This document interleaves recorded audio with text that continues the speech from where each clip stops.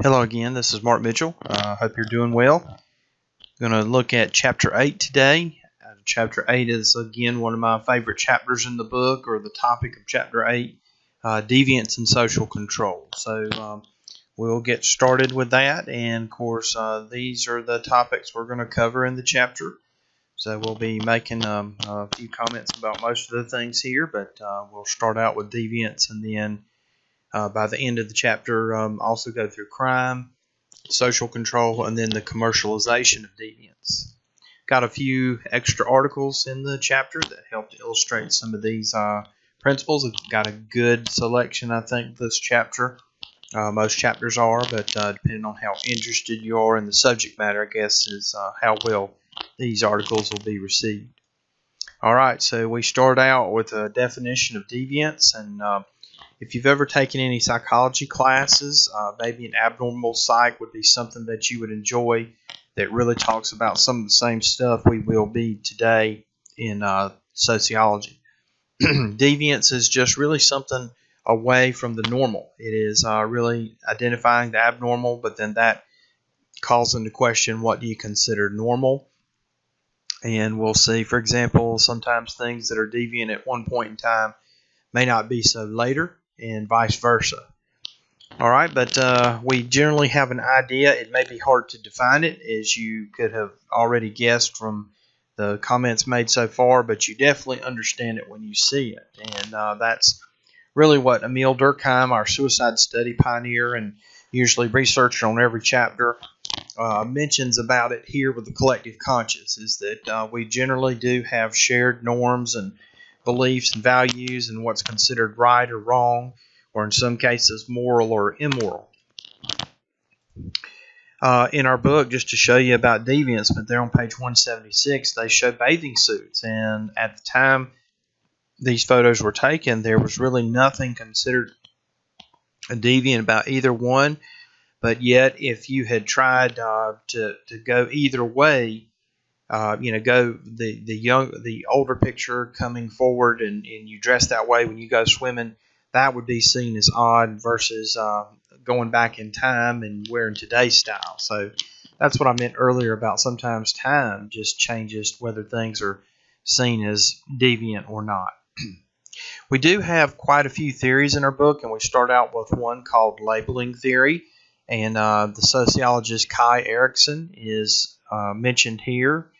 She is a researcher and a sociologist, but basically what she says is that when something's deviant, we slap a label on it, and that's how we know that we have deviance.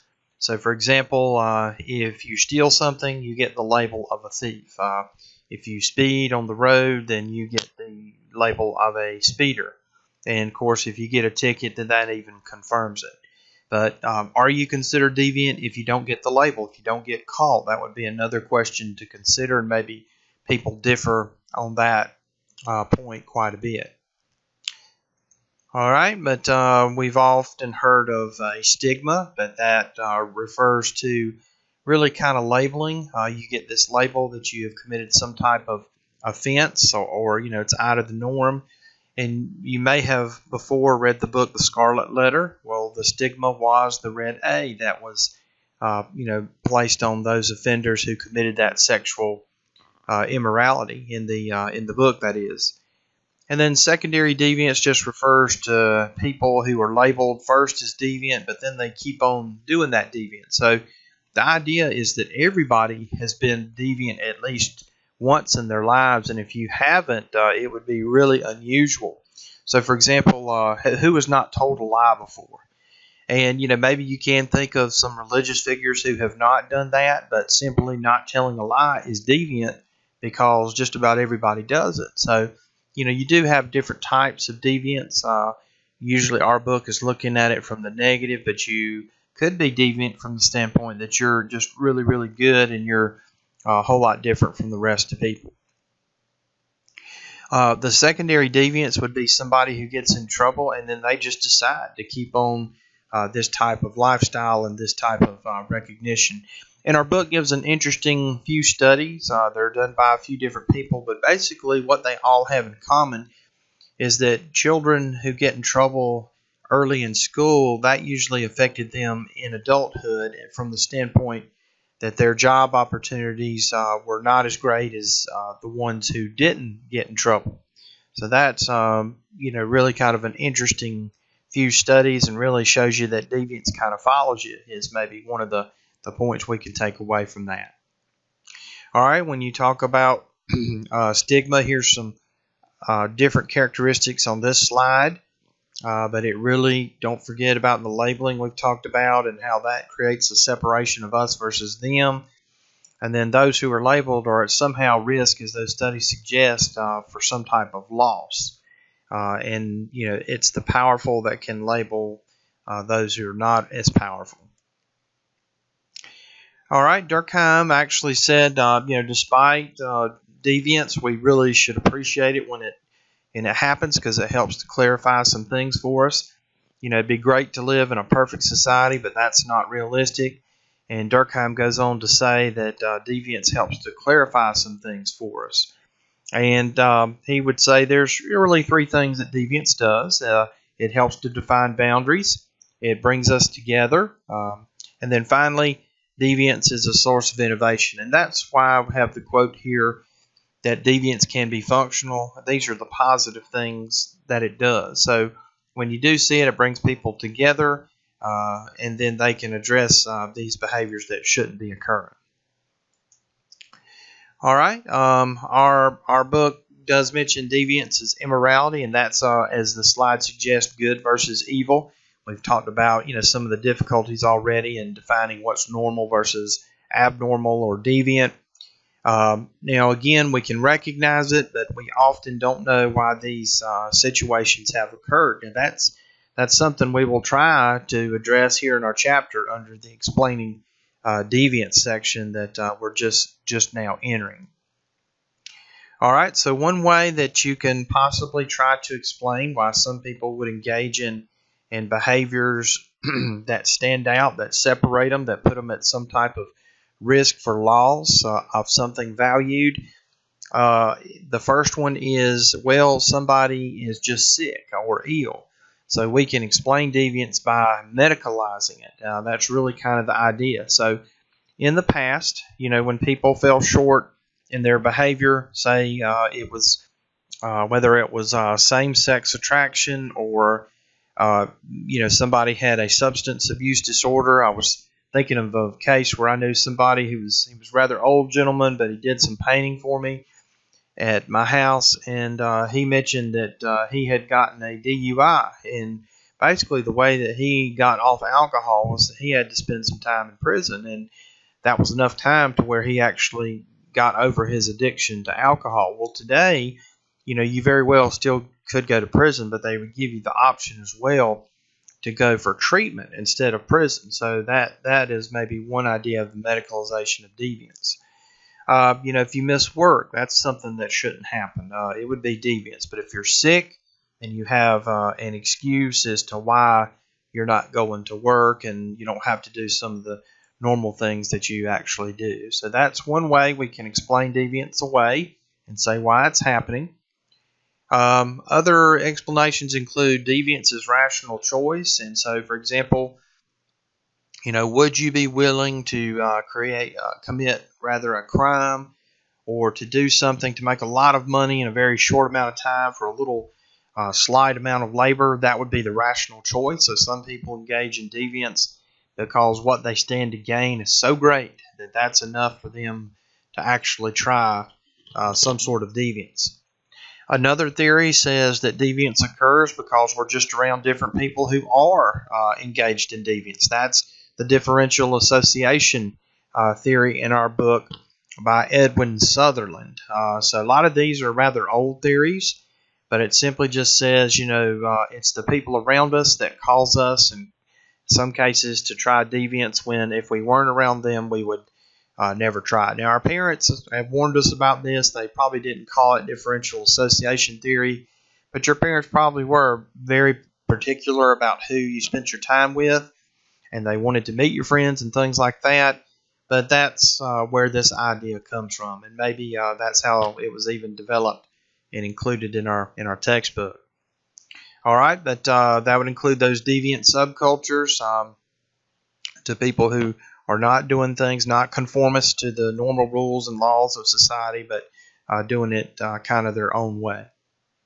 Our book mentions loner deviants, and that is people who are engaged in deviance but without the company of others. So that's rather opposite of differential association theory.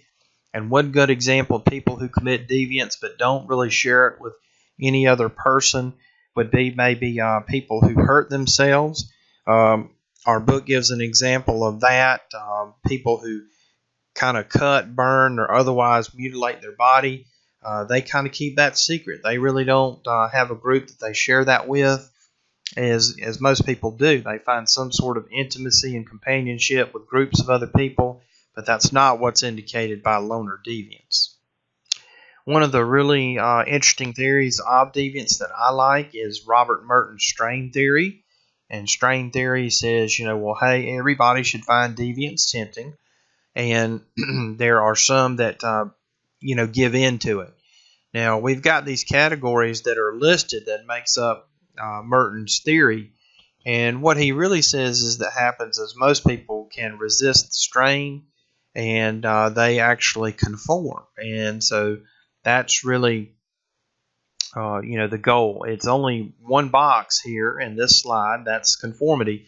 Merton talks about two goals. Hey, is it legal?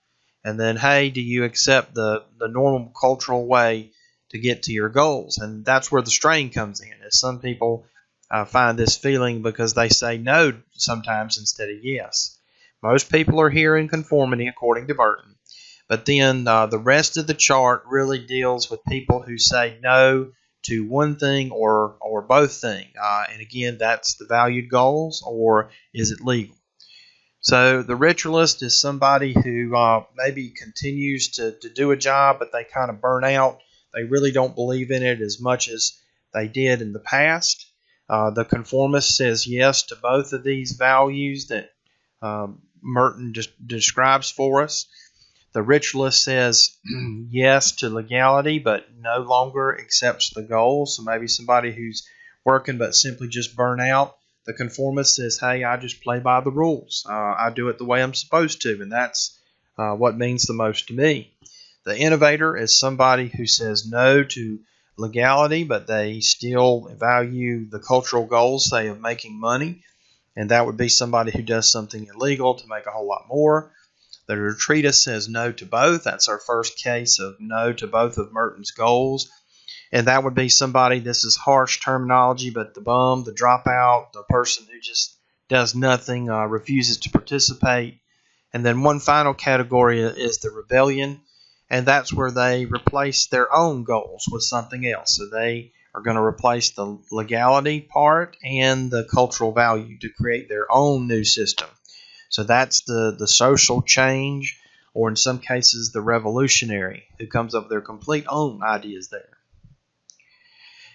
A very interesting section in our book talks about culture and deviance, and pertains to the body size or shape of people they may have. And so one is body weight. And, they do mention those who overconform, who may follow a standard, excessively. And you could probably see that more in the positive deviance that they mention on 186. There's somebody who has an ideal body weight but just does it to the point that they have anorexia or some other eating disorder. That's what they mean by positive deviance. There's certainly lots of experiments to show people who are overweight. Our book has some too, but how being really overweight does hurt how much money you make. Of course, there's a harsher standard for women, but there's also a standard there for men. But if you're thinner and within a healthy body weight, you typically make more money with your employer. We've got a couple good little synopsis there on page 184 that you can look at. And then altering bodies, again, we can consider what is normal, what is not. Our book goes on to say that nearly 3/4 of people would not be ashamed to admit that they had had plastic surgery on some part of their body. just becoming very popular today. We know that women do that, and cross culturally, there's lots of examples there of that as well, of body modification and altering their bodies. And men are starting to pick up on this too. But I did have two examples I wanted to show you, and one is the human Ken doll, and he's had something like 50 or 60 surgeries to modify his body, and just all kinds of things there. And then one other example is the dragon lady, but this was a biological male who not only changed gender to female, but now is trying to look like a dragon. So it's hard to tell from this picture, but had his ears removed, or her ears removed, and most of her nose, and had a forked tongue, and just all sorts of things. Dyed the whites of the eyes green, and just all sorts of things. Had horn implants, but just wanted to do this, and has made considerable progress on that. But I'm sure you can find other examples too, but would you consider that deviant or not? Our book has a couple examples. Some are out of the United States, and then others a famous president, and whether it should have been public knowledge of his disability when he was in office. And so that was something that was hidden. All right, we have talked about power before in a chapter, but it pops up again. That's a theme that kind of runs throughout our book, since we have mentioned the social conflict paradigm, but most sociology books do have, I think, quite a bit of that in them. But our book just lists how, when you are talking about deviance, how power comes into play. And there's 4 reasons that are on our slide of why that's important. All right, but the first one is power is connected to what we consider to be deviant, and it determines how authorities enforce norms, and then, of course, punish deviance. We know that those in power get to really decide these things. The third one is access to power enables some groups to engage in some form of deviant behavior. So our book mentions white-collar crime and how jail sentences and repayment there is often lower because these are people in high positions that commit crimes relative to other types of crime that people may be punished a whole lot more severely because they're not, the elites of society. All right, and finally, the fourth reason that power is significant in terms of deviance is it allows some people to actually escape that deviant label from the labeling theory we talked about near the beginning of today's video. Social control and deviance really talks about or incorporates that idea of power. And for example, we've got to have some sort of controls in life to prevent people from continually engaging not only in deviance, but what we'll see in the next few slides that's labeled as crime. So one of those is we do it ourselves. Those are the internal influences, and that's socialization that hopefully teaches us the way that we should behave. So we, in effect, police ourselves, and our book just calls that surveillance. And then there are external agents. If we don't do a good enough job, then external agents such as the authorities. We talked about socializations and agents of that, but now we have agents of social control. So they start at lower levels and then they escalate to get us to conform.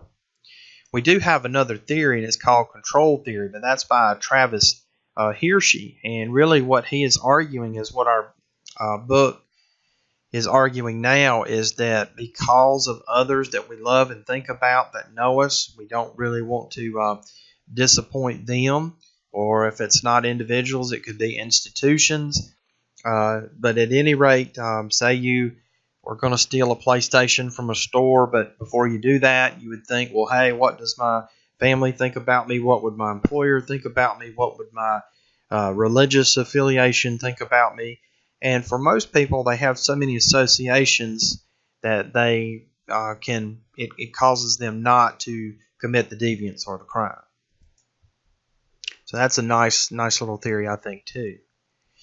All right. Our book also mentions, there's a new aspect of deviance today, and of course, again, another little sub-theme running through our book, but it's how we are really monitored today in the digital age like never before. It really is amazing how, if somebody wanted to, how they could track where you are due to some of the technology that we carry around with us all the time. And even the trail that we leave behind digitally when we're online, or just the surveillance that seems to be everywhere. Even at the college, some of the cameras, and we've got a picture of something like that in the book, that are constantly recording our activities in today's world. All right, but just a snapshot of crime here in the United States, but you can see there's really kind of two types of crime. It's not really noticeable in this chart, but it really shows that minor offenses that do involve substances or drugs are really kind of what leads the way when people get in trouble. The other two types of crime that people are interested in are property crimes and violent crimes. Those are really the ones that really get people's interest, and especially when it comes to violent crime. And depending on how you want to look at it, our book is consistent with a lot of textbooks that I've seen. But really the trend in both of these types of crimes has been on the decrease for a number of years now. So it looks like a dramatic decrease, and it is a drop a little bit. But that's the good news, is that crime seems to be lowering. Now, there's lots of reasons for that. And, for example, the economy seems to have gotten better from when it was at a peak. We do seem to have a better community policing that's out there. We do see, for example, that maybe family structure helps with that, with doing some of the watching of people so that they don't commit the deviance or things of that number. There's been a decline in the number of young people who commit crimes. That could be also one of the reasons, but that may help to explain some of it. When you talk about crime and punishment, of course, that may remind you of, again, psychology and the chapter that you had on learning, which talked about reinforcement and punishment. And if you really want somebody to stop a behavior, you use punishment. So the idea is still here. It's just it's not the individual, but it's society that we're talking about now. So here are the 5 rationales, 5 justifications for using punishment, and they all seem to be there in the idea of protecting society, or at least number 4 is, and then returning what somebody has actually stolen. We also have a slide that looks at the incarceration rate in the United States. Often there's not many countries who incarcerate as many people as the United States does. And here, what it's showing us is that, again, it seems to be on a downtrend. It used to be really kind of taken off at the beginning of the 80s and through the 90s, but seems now to be leveling off and going down.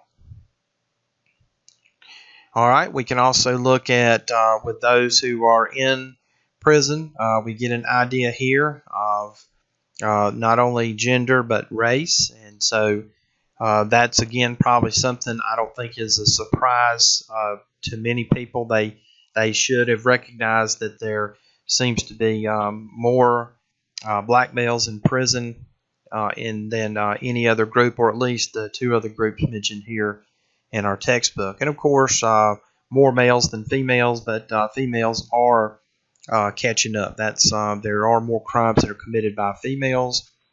And our book also mentions the recidivism rate. So, once you've been arrested and gone to jail or prison, do you ever go back? And generally speaking, the recidivism rate is high, but it depends on, what time length you look at. Our chart is very good here and just shows us that, hey, if you've been arrested and gone to jail or prison, about 75% of them are going back, or at least under the rearrested all category. That's where that number's coming from. Capital punishment. Should you lose your life if you commit a crime that's serious enough? Well, here we can see in the United States, most of the states in green do have a death penalty. Some that do not are listed in blue. And then, of course, worldwide, it seems to be the case that there's more nations that do not have a death penalty rather than do. China is the nation that executes the most of citizens. And in the United States, you can probably guess the state that executes the most. It is Texas. That is maybe another reason you don't want to mess with Texas, and certainly not commit a crime that's punishable by death there. All right, and our book, again, I think it's a good idea that our book has listed a changing world, the commercialization of deviance, and it's just saying, different types of activities that maybe in the past didn't get much attention, now are at the forefront. And one of the illustrations of that our book contains is like the X Games, or I've noticed recently there has been some video game competitions at colleges that's starting to be aired on TV. And something I'm aware of but I haven't seen was a professional football league for women, but it's the Lingerie Football League. So, women who play football, I think it's 6-on-6, but they really are playing in their underwear. But our book just mentions some different types of behaviors in which typically nonconformist activities are turned into some sort of commercial, sellable product or good. And if often, I know everybody's probably seen this commercial, but it's talking about Las Vegas or Sin City. But what happens in Vegas stays in Vegas. You can behave a whole different way if you go out west to Nevada compared to what you could do at home in your own neighborhood and town.